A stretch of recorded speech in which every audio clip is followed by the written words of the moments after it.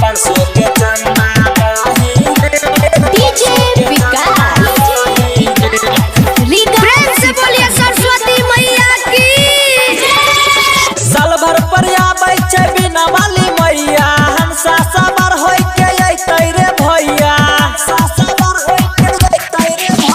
साल भर पर आबै छै बिना वाली मैया हंसा सवार होय के अइतै रे भैया कहै छियौ बात सही रे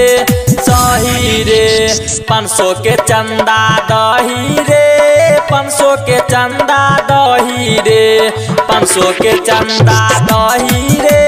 500 के चंदा दही रे 500 के चंदा दही रे साल भर पर आबै छै बिना वाली मैया हंसा सवार होय के अइतै रे भैया कहै छियौ बात सही रे 500 के चंदा दही रे 500 के चंदा दही रे 500 के चंदा दही रे 500 के चंदा दही रे 500 के चंदा दही रे 500 के चंदा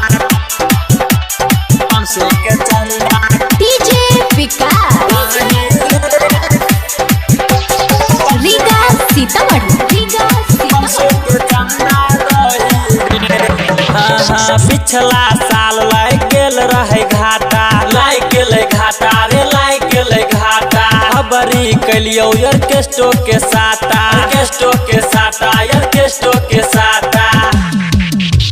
पिछला साल लाग गेल रहो घाटा अबरी कहने छियो ऑर्केस्ट्रो के साटा 10-20 नंबर से चलतौ नहीं काम रे धूप अगरबत्ती के नहीं छौई दाम रे देखी न खाता बही रे 500 के चंदा दही रे 500 के चंदा दही रे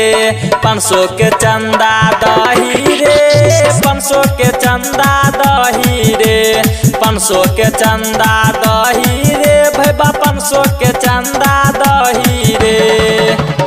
500 के चंदा 500 के चंदा डीजे विकास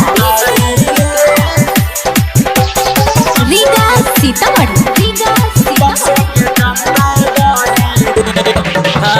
सेवा में लगल रही है युवक कमेटी मुखिया सरपंच रहते समिति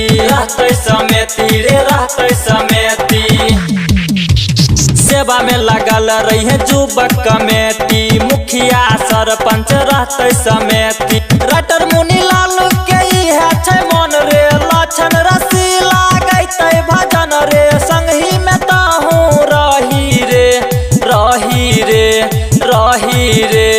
500 के चंदा दही रे 500 के चंदा दही रे 500 के चंदा दही रे भैया 500 के चंदा दही रे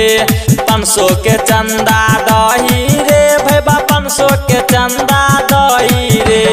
सौर्य राज रिकॉर्डिंग स्टूडियो महाराज खगड़िया।